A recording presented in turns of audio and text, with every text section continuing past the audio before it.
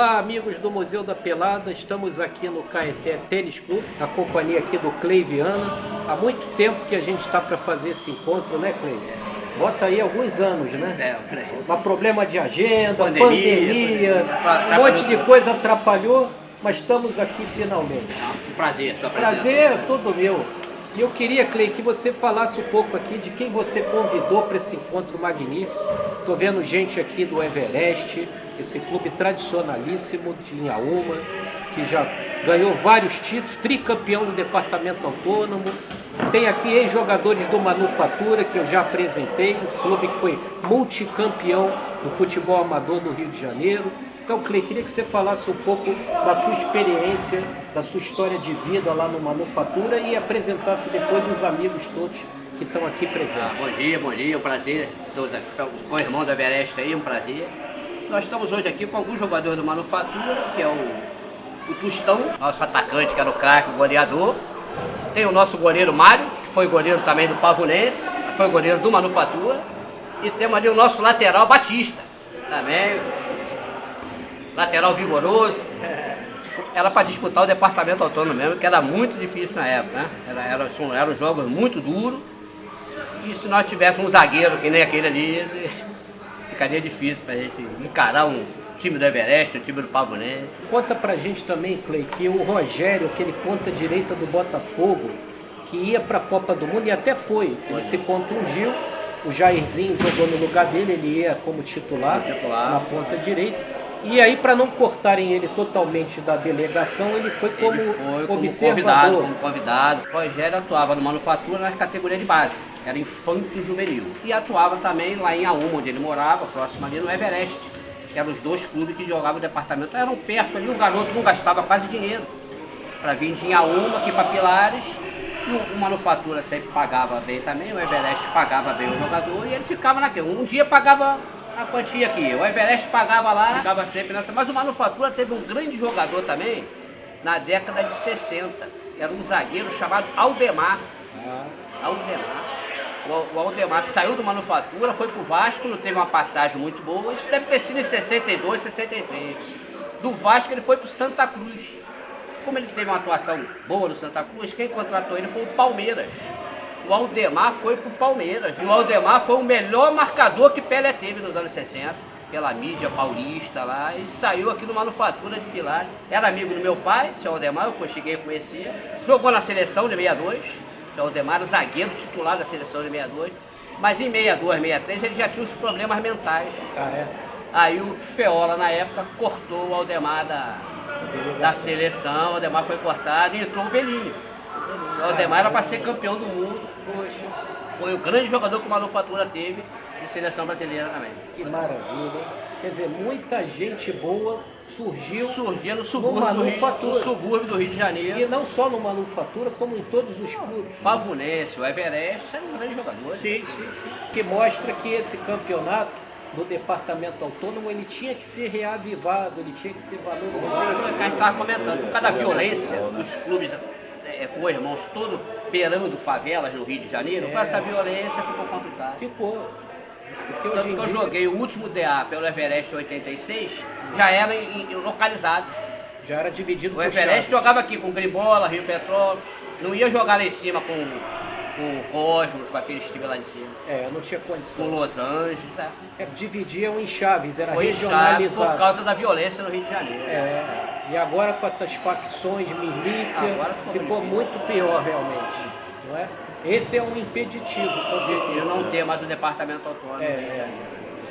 E os campos acabaram, né? Os campos também, né? O Nacional, o Everest. O Nacional era um timaço ali. Acabou o campo. O Everest acabou o campo, a Manufatura acabou o campo. É verdade. Com um problema imobiliário no Rio de Janeiro. Ficou muito caro o solo, né, no Rio de Janeiro. E conta um pouco você a história de vida lá no Manufatura, como é que começou? Eu jogava num time do conjunto dos ferroviários. E o técnico lá do time, seu Levi, ele me indicou para jogar no Manufatura, que ele se dava com o pessoal lá do clube. E eu me apresentei lá como uma referência. Eu e mais uns 2 colegas lá, do time lá, né? Nesse time dos Ferroviários jogava meus irmãos também. Era um grande time, por sinal, né? Então passei a treinar no Everest. Eles ainda estavam na condição de fazer um apanhado, né? De fazer uns cortes. E eu fui ficando, até que eles montaram a equipe. E eu me tornei titular. Naquela época eu joguei de ponta esquerda, joguei de ponta direita, de centroavante, porque era muito arisco. Então fazia bastante gol nessa época, né? Estava no bom preparo. Graças a Deus eu fui bem.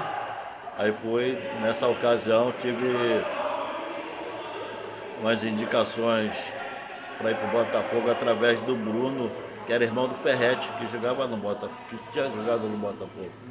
E ele era treinador, diretor do Atlantique, que era aquele do posto Atlantique, tinha um time. Então ele jogava muito contra o Manufatura, jogo treino, cansou de ir lá jogar. E numa desses jogos ele me indicou para ir para o Botafogo. Tive a oportunidade também de ser convidado para ir para o Flamengo e para o Fluminense. Quando o Farias era treinador da divisão de base do Fluminense, eu acho que era isso na ocasião, eu me lembro desse nome, Farias, né? Então, como eu fui indicado, mas só que esbarrei num problema familiar. Sim. Minha mãe não me deixou conseguir, porque achava que eu tinha que trabalhar, estudar para trabalhar. Aí meu pai ficava naquela questão, meu pai queria, né, todo mundo queria, mas só minha mãe bateu o martelo, falou que não, que a gente tinha que estudar. Aí a idade foi passando, então você fica, não tem jeito, aí você acaba né, perdendo espaço. Eu continuei jogando, mas assim, nos jogos, nas peladas de rua mesmo, né, nos campos que ainda tinham naquela época. Mas aí deixei, passou, aí falei, bom, agora não tem mais. Aí foi onde eu fui estudar, fui trabalhar, aí consegui um emprego onde eu estou até hoje, né, consegui me formar e essas coisas. Mas o futebol sempre foi, né, uma coisa da minha vida, né? Isso fez parte, manufatura foi uma coisa que eu sempre gostei, né? Isso. Eu tenho a carteirinha de manufatura, né?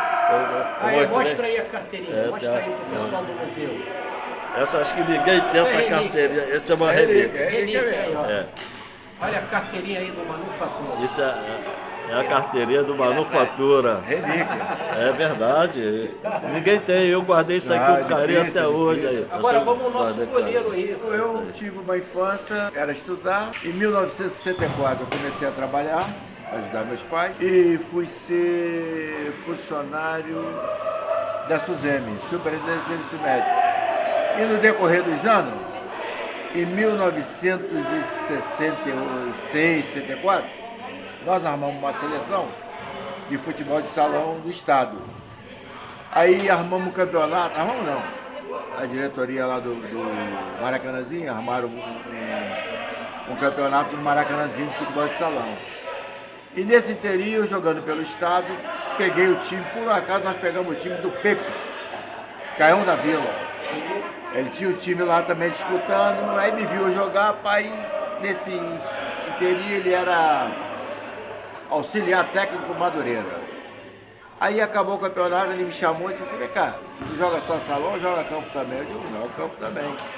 Ele falou, interessa dar um treino no Manufatura, no Madureira? Eu digo, perfeitamente. Aí fui treinando no Madureira, fiquei um mês e pouco no Madureira, já quase se profissionalizando. Aí tive um problema, parei, me afastei. Aí melhorei, aí foi quando eu fui para o Pavonense. Aí comecei a jogar no Pavonense, aí do Pavonense vim para o Manufatura e levando a vida, joguei os dois. Bons tempos. O Pavonense foi dividir o gol com um goleiro famoso também, né? Vermelho. O goleiro lá do Nordeste, CRB, CSA, vermelho, né? A maior partida de futebol que eu joguei até hoje, que eu não me esqueço nunca, foi contra o Maricá, lá em Maricá, Pavonense e Maricá. A cidade estava enfeitada de placa, de tudo, a Manufatura veio jogar, o time deles matando a pau, chegamos lá, nós levamos, naquela época, infanto juvenil e amador. Levamos 5 ônibus na época, aquela galera só de velho, torcedor do Pavonense. segunda divisão. Segunda divisão. Segunda. Chegamos lá, pegamos o Maricá, damos de 1 a 0. Os caras ficaram malucos. Ficaram doidos perdendo de 1 a 0. Aí os caras, tu é profissional no Rio? Eu digo, não, cara, o negócio é brincar. Eles ficaram malucos, cara, ganhamos de 1 a 0. A vida foi assim. Foi assim. Aí Manufatura, não sei se o Cleiton se lembra disso, fomos para uma final no campo do Mavides, bastava um empate para ser campeão, faltando 1 minuto para acabar o jogo, o juiz deu um pênalti contra o Manufatura. Não bateu o pênalti. Aí porrada comeu. Foi quando o Manufatura foi eliminado da federação. Aí acabou e ficamos só com o nosso veterano lá. Manufatura, veterano. Aí ficamos. Já era veterano. Veterano que eu digo já estava com 40 e pouco. Aí ficamos jogando ali. Aí armamos uma pelada lá do Manufatura, Veneno, se lembra? Timaço.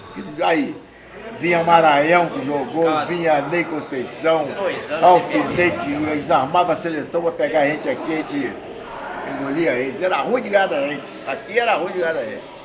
As grandes peladas, né? Grande, era tinha Santos de Realengo, Golé, Tostório.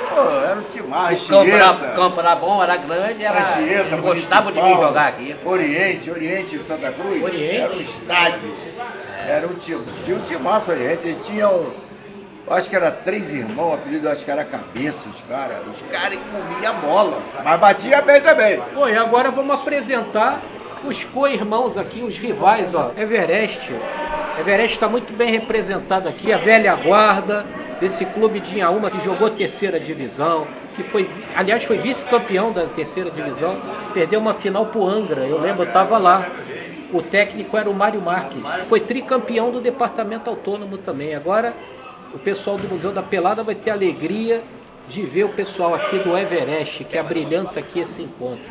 Vamos lá, o senhor se apresenta, conta a sua trajetória no Everest. Eu sou conhecido mais como Calcinha, entendeu? Em Inhaúma, sou cria de Inhaúma, sou do Everest desde a época dos 11 Brotinho, não joguei no 11 Brotinho, mas já acompanhava o Everest nessa época. O Everest foi criado depois que o esporte, Inhaúma tinha um time esportivo, que acabou. Aí o Everest criou os 11 Brotinho e tomou posse do antigo campo, que na época pertencia ao esportivo, passou a ser campo do Everest. Não era como era no finalmente, ele era ao contrário, mas consertaram o campo e vieram. E dali eu vim galgando espaço. Quero citar também que reencontrei amigos aqui da época de Manufatura, embora eu não tenha jogado, não me lembro de ter jogado com eles, mas somos quase que da mesma época. Eu fui infanto do Manufatura também, joguei lá há muito tempo. 2 anos depois veio um que eu considero como meu primo e hoje é meu concunhado, o Rogério, ponta direita. Da seleção. Da seleção. Ele saiu daqui como titular. Foi. Chegou, sentiu, ele na viagem já tinha comentado comigo, não vai dar, mas o Zagallo era muito amigo dele também, né, que acompanhava ele desde das categorias de base. Aí ele falou, não, você vai. Chegou lá, ele foi cortado lá, mas ficou como auxiliar, como olheiro. Olheiro, isso aí. Olheiro. E por sinal, até hoje ele tem os esquemas todinhos daquela época que ele trabalhou como olheiro lá. Então eu já jogava no Everest, cria dali, moleque dali.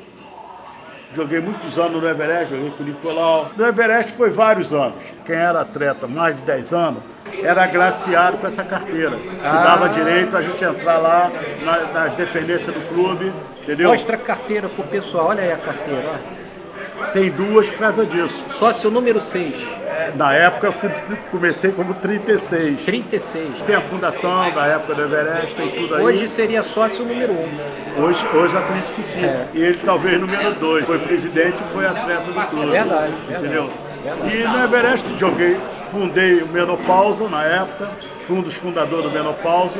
E o que é o menopausa? Hoje é Gaviac. Gaviac. Que eles ainda tem uma turma que joga de vez em quando, alugam um campo e jogam em algum campo. É o veterano. Veterano. Tá. Na minha época era menopausa, porque era só velho. Nós botamos o nome de menopausa e nós jogávamos, em vez de ser o campo inteiro, porque tinha poucos, a gente jogava pro campo atravessado, marcava a baliza com as camisas. Aí aquilo foi tomando uma proporção tão boa que aí nós ampliamos. E ultimamente tinha até campeonato interno. Caramba. O Everest eu costumo dizer que está marcado na minha vida, né? Porque assim, eu fui apresentado ao Everest pelo meu pai, o Amoroso, e pelo meu tio Rui. Eu era garoto, né? Acompanhava eles jogando lá, eles nas peladas do Delta, dentro do Everest. E a gente acompanhava, né? Eu, meus irmãos, meus primos, a gente sempre ia para fazer. E nisso eu joguei a base pelo Everest, comecei jogando nas categorias de base. O Everest foi meu primeiro clube profissional. Como atleta, foi meu primeiro clube como treinador. Hoje minha carreira de treinador de futebol, o Everest foi meu primeiro clube como treinador. Eu fui vice-campeão no time de 99 contra o Angra, né? Aquele jogo. A gente teve alguns problemas naquela final, que o campeonato ficou paralisado 15 a 20 dias, se eu não me engano. Ficou paralisado na final e aí nós não treinamos. A gente tinha muitos jogadores assim, saindo, a gente estava indo para outros lugares e tivemos que se encontrar para jogar justamente essa final. Foi tipo um Vasco e São Caetano, o pessoal de São Caetano. O nosso time do Everest, a gente não treinou esse tempo todo e talvez num jogo contra o Angra lá, que foi 2-1 pro Angra, o segundo tempo a gente cansou, o time deu uma reada, mas era um timaço, um dos grandes times do Everest. E subiu para a segunda divisão. Subiu para a segunda divisão. Os dois subiram, o Angra e o Everest. Nós conseguimos colocar o Everest na segunda divisão. Então assim, eu como treinador da base do Everest, quando comecei, passaram alguns garotos lá também, que hoje estão fazendo carreira. O número 4 eu costumo falar com ele, falei que vinha aqui, ele falou, pô, Everest é o 4 da seleção, o capitão da seleção beach soccer, o Catarino. Ele começou no Everest, hoje ele é seleção brasileira de beach soccer, tem vários jogadores que passaram pelo Everest. Então assim, o Everest era um clube que não ter o campo hoje, para aquela redondeza ali, faz uma diferença danada. Os jovens, a gente conseguia tirar os jovens, né, da ociosidade, da criminalidade, principalmente agora que a violência está imperando, né? O Everest era bem no centro e a gente conseguia ali mudar a vida de muita gente. Então assim, o Everest hoje o Everest faz parte da nossa vida. O Everest é um clube tradicional, um clube de disputar DA, tricampeão de DA, terceira divisão, segunda divisão, nós colocamos o Everest na segunda divisão. Então assim, hoje o Everest tem que retornar. O futebol carioca precisa do Everest. Temos a honra aqui da presença do nosso presidente do Everest, que é o senhor Nicolau João Neto, que já foi presidente em outras ocasiões também, quando eu cobri Everest, cobri terceira divisão, segunda, ia lá, ele estava sempre lá, e também foi jogador do clube. Gostaria que o senhor falasse um pouco da trajetória sua no Everest e o que ele representa para a sua vida e como está a situação do Everest hoje. Eu comecei no Everest em 58 a 62, porque eu estava na Portuguesa do Rio, na época do Edmur, do Zé Carlos, então eu estava jogando na Portuguesa, mas meu pai, como ele é filho de libanês, achava que jogador de futebol naquela época era vagabundo, não trabalhava, não tinha que estudar, então meu pai não queria que eu fosse profissional, ele queria que eu continuasse trabalhando. Entendeu? Então, aí o que aconteceu? Eu tive que não me profissionalizar na Portuguesa, entendeu? E tive que procurar um clube, porque eu já estava praticamente me formando, né? Fazendo faculdade. E eu tive que procurar um clube para poder não ficar parado, né? Jogar meu futebol. Aí apareceu o goleiro do Everest, que era o Valdir Televisão. Me viu jogando lá no lá em Paquetá, contra o Municipal. Aí me levou para o Everest, para ser jogador do Everest. E eu fiquei no Everest 6 meses para começar a jogar. Aí eu ficava só na reserva. Aí me arrumaram o segundo quadro do Everest, que era um timaço também. O Everest tinha 2 times. Um principal, que era a base do Vasco, do São Cristóvão, entendeu? Que eram os craques, jogadores profissionais. E o segundo quadro jogávamos nós. Aí eu passei a gostar do Everest e frequentar o Everest. Então a minha vida toda, eu estou com 79 anos, minha vida toda foi Everest. Eu nunca abandonei o Everest. Agora, com uma questão de... Eu cheguei a ser presidente do clube várias vezes, e com uma questão profissional, que eu tive que me afastar um pouco, que estava me prejudicando profissionalmente. E agora eu retornei com esse problema todo que o Everest está passando, que foi em 2019 o prefeito da cidade do Rio de Janeiro, Crivella, foi lá e, por uma questão de desentendimento com pessoas que estavam no clube, ele mandou quebrar o clube. Pegou uma reta escavadeira, 7h30 da manhã, e destruiu o clube.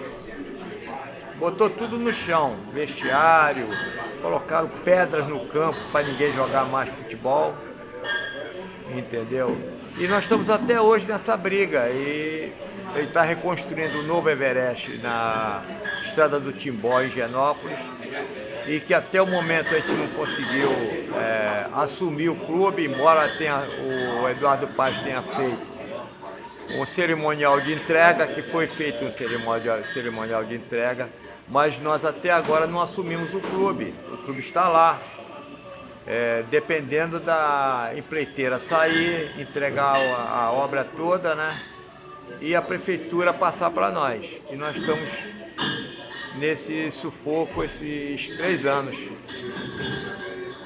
E vamos ver se nos próximos meses a gente consegue assumir o Everest totalmente, disputar o Campeonato Carioca, Sub-17, Sub-20. Estamos aí e contamos com a ajuda de vocês também para sair mais rápido dessa entrega do clube, para a gente poder administrar e pegar aquela garotada toda que está naquela área lá e começar a peneirar e apresentar jogadores para o Campeonato Carioca, para outros clubes.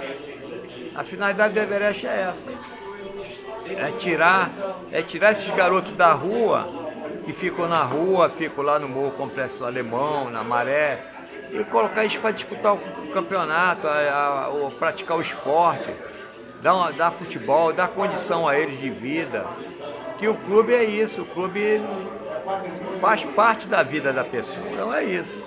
Esperamos que logo a liberação das dependências do clube. Estão praticamente prontas, está faltando só eles entregarem a nós, para nós começarmos a colocar o clube em funcionamento. Nós estamos com a ideia de fazer a parte toda do Complexo Alemão. Nós vamos criar para dar assistência aos moradores.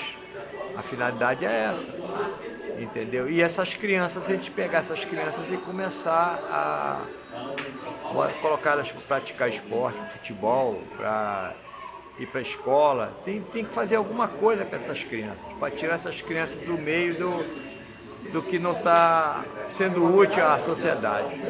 Eu sou diretor financeiro, me chamo Michel Carmona.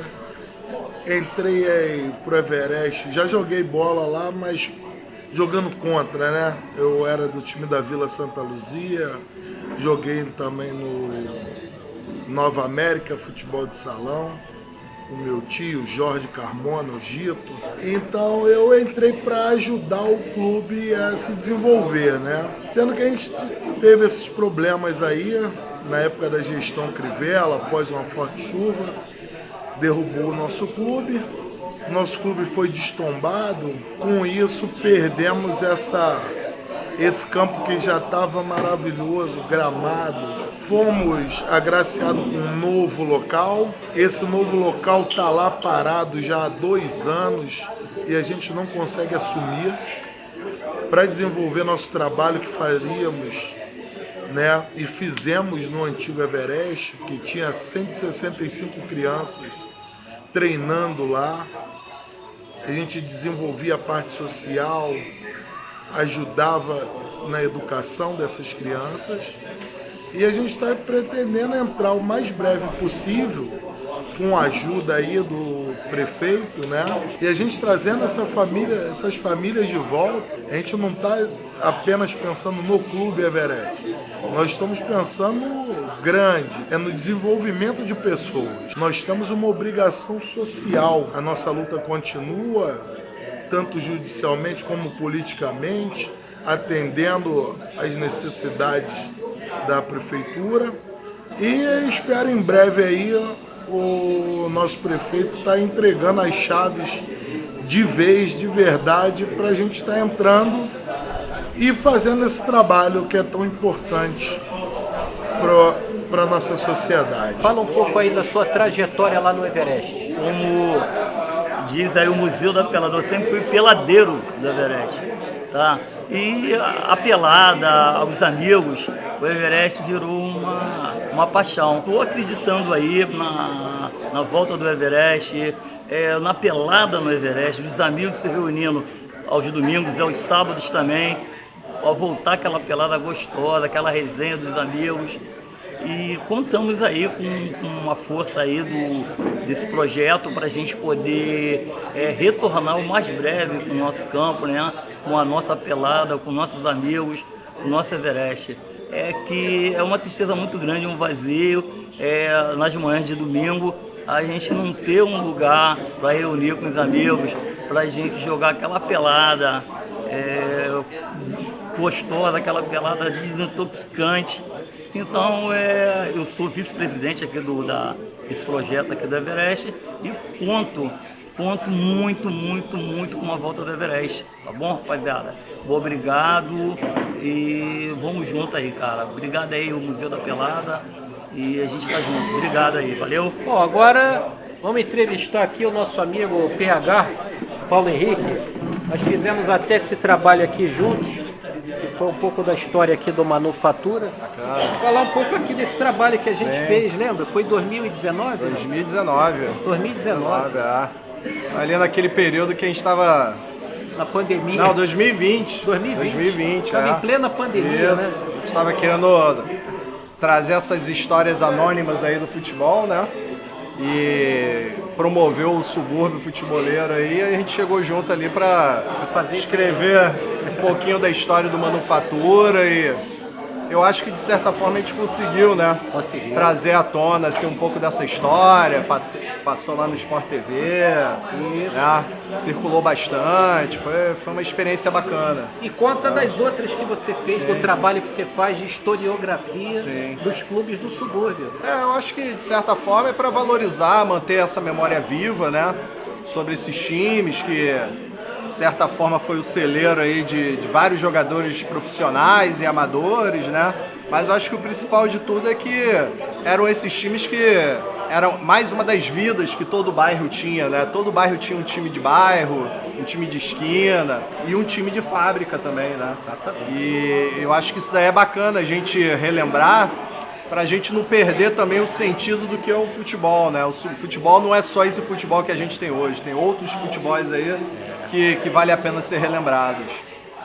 E que representa a própria memória de vida desses bairros e dessas pessoas e do desenvolvimento dessas localidades também. Então a gente não pode, de maneira alguma, deixar isso morrer. Então agradeço muito a você, PH, pelo seu trabalho e pela sua presença aqui. E me orgulho muito desse trabalho que fizemos juntos, que vocês podem conseguir através dele, pela Deriva dos Livros Errantes. Só entrar em contato pelo Instagram, pelo Facebook, que vocês vão conseguir essa e outras publicações também. Bom, gente, nós estamos aqui agora com o Jairo. O Jairo também jogou no Manufatura e foi pro Atlético Mineiro. Conta, Jairo, tudo isso pra gente. Foi no ano de 77, né? Mas eu ainda era abaixo do time profissional, e eu tinha consciência de que era muito difícil entrar naquele time, porque era um time histórico, né, do Brasil, o time do Atlético Mineiro em 77, que jogava Tony Cerezo, Danival, Reinaldo, Paulo Isidoro. Tava o Marinho? O Marinho era de uma categoria de baixo, mas ele estava lá. Era o time do Barbatana, né? Barbatana era o técnico. Ah, eu me lembro, tinha Barbatana. Eu fui quando foi um jogo antes de Vasco e Atlético Mineiro, foi 3-1 no Atlético aqui no Maracanã. Caramba. Aí eu fui jogando, mas eu jogava bola por esporte, eu não tinha como... Não tinha ambição de profissional.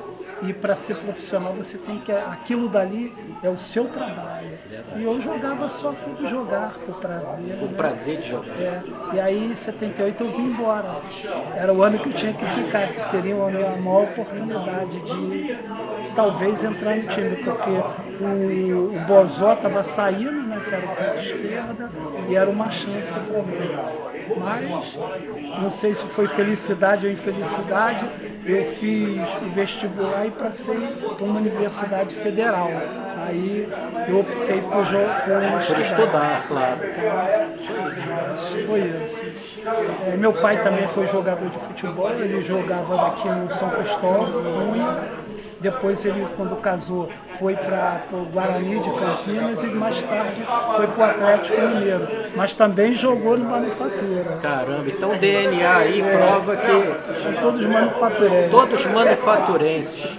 E tem o nosso amigo aí que jogou no Madureira. Agora realmente, pô, isso aí iniciei essa época de moleque, que tá naquela época tinha dente de leite, né, cara? E aqui, pô, pelada de várzea mesmo. Mas futebol é realmente, pô, o momento não é nem disso. Mas, pô, você tem realmente muitas barreiras, entendeu? Muita gente que tentou e não conseguiu. Eu, pô, no meu caso, eu posso dizer que, pô, quem me prejudicou, realmente, eu vou falar aqui, foi Ademar Braga na época do Bom Sucesso, cara. Entendeu? Mas isso aí não é pra ser lembrado agora, tempo que já se passou, mais de 40 anos. Mas tem muito disso, puxação de tapete, pô, você quer... Então foi ali que eu desisti. Mas cheguei a ser federado, disputar realmente, pô. Madureira foram 4 anos, foi um tempo de bom sucesso, mas lá não cheguei nem a disputar. Fui federado, mas o treinador que era até o João Carlos, recebeu uma proposta do Catar e não ficou. Ele treinava em cima o profissional e o juvenil, na época não era juvenil. Aí como ele saiu, o cara que assumiu interinamente foi o Ademar Braga, achou que por bem, sem eu ter disputado uma partida, puxou meu tapete. Eu achei que isso tem muito, entendeu? Mas tinha que ser, entendeu? Inclusive quem era o preparador físico do juvenil na época era o professor Oswaldo de Oliveira. Também na 75 isso. Começando, pô, eu lembro dele, pô. O Ademar era do profissional e o preparador do Bom Sucesso do juvenil era o Oswaldo de Oliveira. É. Mas é vida que segue, né, cara? Aí, pô, não tem que me queixar, pô. Aqui tem consideração do pessoal aqui, muitas peladas aqui na área. Entendeu? Por exemplo, essa foto aqui. Mostra aí pro pessoal. Foi lá no campo do União, depois do campo que foi do Botafogo, pegou lá o Marechal. Então nós saímos daqui para disputar um campeonato de pelada lá. Depois eles fizeram no dia do aniversário, eles fizeram tipo uma seleção para jogar contra o pessoal do Jornal Dia, que eles foram lá. Jornal Dia. Aí, ó, tem até a data aqui, ó. 75 nós ganhamos de 3-1. Eu joguei na seleção B. Aqui eu tava com 18 anos. Fizeram a seleção lá. E, porra, isso aí Foi lá em Marechal. Lá no campo do União. Era do União. Foi aniversário do União nesse dia. Bom, gente, e o Clay queria mandar um abraço aqui para 3 manufaturenses ilustres que não puderam estar aqui presentes. Um está em Portugal. Um grande jogador. Um tá na ilha, lá meu amigão, que é o Mário Marques, uma pessoa maravilhosa, foi um grande jogador, treinador, está lá em Portugal, curtindo lá a terrinha. Manda um abraço aí para ele e para outros também. Muito obrigado. Aproveitando o espaço aqui no Museu da Pelada para mandar um abraço para 3 ex-jogadores da Manufatura, né? O Mário Marques, que está lá em Portugal, graças a Deus está numa cidade muito boa. o Baiano, lá da ilha do governador português. Baiano, manufaturense. E o Dário Lourenço também, que começou no Manufatura, é um grande treinador do Volta Redonda, do Vasco. Mandou um abraço para essas 3 feras aí e agradecer ao nosso amigo aqui no Museu da Pelada, ao Serginho. Muito obrigado por você estar presente aqui no Caeté Tênis Clube. Pô, a gente que agradece aí esse encontro maravilhoso. Mandar também um abraço para essas 3 figuras maravilhosas, amigos nossos. Baiano foi um grande jogador, volante lá da Portuguesa da Ilha. Dário Lourenço, também grande jogador, treinador. Fez uma campanha maravilhosa com Volta Redonda e outros clubes também. Mário Marques, que a gente já falou. E agradecer aí a audiência de vocês, a audiência qualificada, e até o próximo encontro aí do Museu da Pelada. Fiquem ligados.